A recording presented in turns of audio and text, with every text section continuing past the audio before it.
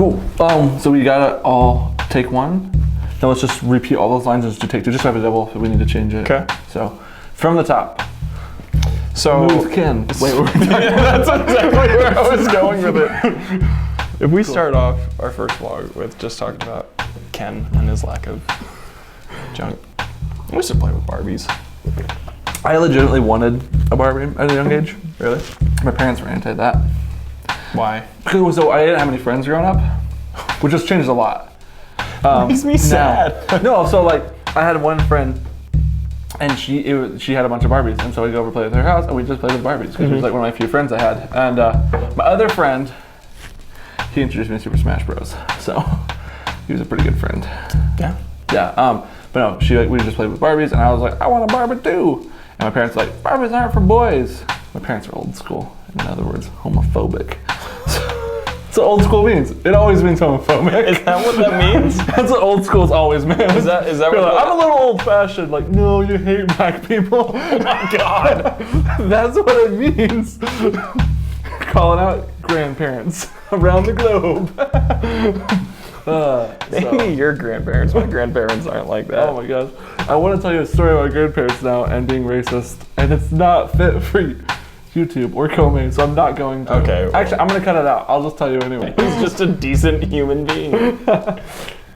Look at this. She's doing it. She's letting me pet her. She said, you can't murder me on camera. Wow. I don't want to murder you. I want to be your best friend really badly. What if I jump up if she'll attack you? Oh, no. She won't. We've tried to get her to attack me. It's at the point where it's like, just bite me. Please. Like, you realize it tastes like sriracha. I feel like you bathe in sriracha. I do like sriracha. See, that makes sense. I had a habanero sauce on my burrito today. I thought you were going to go somewhere else with that. I don't know why. I was like, I had habanero sauce on my what? On your what? Do you ever feel like we've been recording for 20 minutes? You're like, maybe we aren't funny after all. I mean, yeah. I say a lot of things. I'm like, why do people laugh at that? Yeah. It's always like the weird things that people laugh at too. Like I will say, the things that you repeat are the things I find the least funny. What things do I repeat? I repeat a lot of things. The jokes that I think of yours are really funny are the ones you say once and you're done with. And maybe that's why I find them funnier. But the time when you start repeating yourself on jokes, like, I said this funny story, and I'm like, that wasn't the funny part, but okay. Give me an example. You're like, I would never willingly go to a brothel, but I might accidentally go to a brothel. That one. Oh. Because you repeated it like 13 times. Did I? Yeah. What was the You repeated it like 4 that? different times at Riley's wedding. Because it felt like being at a brothel. Did you know he's a cattle rancher? Dude, 6th generation. 6th generation. I hope he watches this. He won't. Riley doesn't do things he says he'll do. Except for get married. But even then, he said, I'm not going to be one of those traditional Mormons who gets married in 6 months. And like 5.5 months later, he's married. To be fair, it was not 6 months. He got us there. And we're like, dude, we don't care. Like, just get married. Like, who cares? I'm not going to do that. I'm not going to be one of those guys. We're like, then whatever. Yeah. And then he did. Somebody asked me if I was getting married, and I was like, man, I'm only like 3 months into a relationship. And they're just like, so? I was like, oh man, I'm not from here. Yeah. I'm like, was that Steph? It sounds like Steph.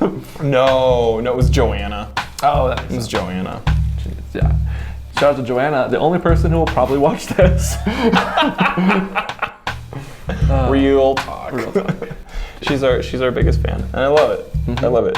I feel like she knows more about Comay than I do. That's probably true, because you don't know much about Comay. I don't. I just show Have you been seeing all of her videos? Yeah. Oh, you have? Okay, cool. Okay. I have a friend named Kenzie. Kenzie's the worst. Oh, she's pretty nice. She's a bartender at Water Witch. That doesn't surprise me. Of course she's a bartender. She's got a Lord of the Rings tattoo. That's how we became friends. She sounds f***ing awesome. Huge fan. Huge fan. No, but anyways, what were we talking about? You're going to have to cut this. I hope you know that. I'm going to cut 90% of what we've done tonight. We have like over 20 minutes of footage, and I want like maybe a 4-minute video. Keep racism in. Keep Ken and... No, for sure, those are right there. No, anyways. Do you want to hear a weird story? Yes. I don't know if it's necessarily funny, but I was going through, and like looking at like all like my phone and like where all the memory storage is going. Yeah. I was like, oh my god, why do I have 2 gigs of text messages? Like, it's all the ones from the group that you've been no, text messages. Text messages. Okay. And so I like went through and I like realized I had text messages from like 2015 in there. And I was like, oh, I don't need these. So like looking through, and I had text messages with my grandma in there who passed away. Yeah. And I like opened it, and it was just a bunch of like me texting her and never getting responses. Like I was reading through these. I was like, heartwarming. I was like, yeah. I was like, oh man, I should keep these. This is really. That's fair. I have one voicemail from Arthur, Mary's dad, who's no longer with us. I have one voicemail from Arthur, and it's funny because like everyone at his funeral was like, Arthur to me is like super encouraging voicemails, and I was like, okay, and like, but the entire family, everyone in the family, all the son-in-laws, all of his daughters, like everyone in the family has these like super encouraging, loving voicemails. They're from Arthur, and just say, hey guys, love you so much, been praying for you. Like that's been like the gist of the voicemails. And I was like, I think I have a voicemail from Arthur, and I pull it up, and it's a voicemail from him going like, hey, could you look at this car for me? Because I want to buy this car, but I need someone to test drive it before I drive 3 hours to pick it up. And I was like, Arthur. So heartwarming, so encouraging. That's the only voicemail. That's it. Like from knowing the guy for nearly 10 years, I have one voicemail from him and asked me to like. So clearly, I was the black sheep of the family, which I knew. That's like looking at like text messages or like Facebook messages from like your friends in prison and being like, what's the last thing that I sent them? It was like, hey man, you want to hang out Tuesday? Sure. Arrested. No. Am I the bad guy for not? We established this. Well, yeah, but for not trying to set up that like meeting on Tuesday. Maybe you could have prevented like, it. No, like they got arrested before it, but it's like it's one of those things where it's like, am I at fault? Like, did I make a mistake by not actively trying to be like, hey, I mean, we made plans, or like, are they the bad guys for just doing terrible things? I feel like your friend who's the murderer is probably the bad guy, not you for not hanging out with him.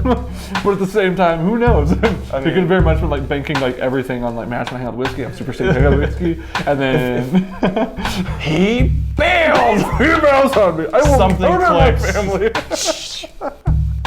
Too real.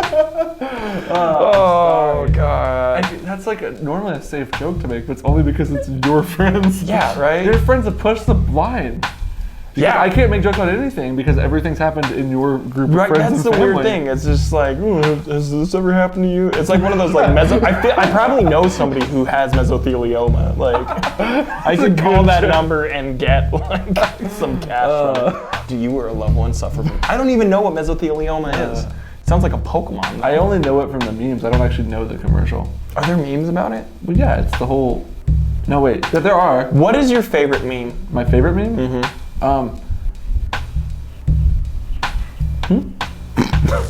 What's my favorite like meme format? Or like specifically this meme's my favorite? Okay, so I asked the question without thinking about it. Yeah, it's a very broad question. And then I started thinking about it. I'm like, you can't narrow it down. My favorite meme format probably was the inappropriate jury ones. Oh, the Tom and Jerry ones where it's like, yeah, those are good. Who is your favorite character in Dragon Tales? I've never seen it. I've never seen Dragon Tales. How have you never seen Dragon Tales? Dragon Tales, Dragon Tales. I only know of Dragon Tales from Click. I've never actually watched the show. Dude, I just knew that you had. There's saw Dragon Tales. Ord, he's the biggest. Okay. Not so brave of heart. There's Cassie So Shy, also very smart. There's Zack and Wheezy and their tail fun, because you know that 2 heads are better than 1. Dragon Tales, Dragon. Okay, I didn't have I had public television. I didn't have cable. So like the only cartoons I could watch were like, is there private television though? Home movies.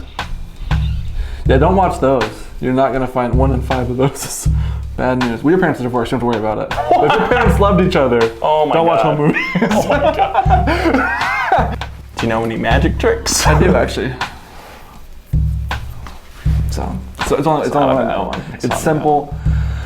But it's a winner. You're a winner. We were going to talk about skeletons. Wait, we were? Bone.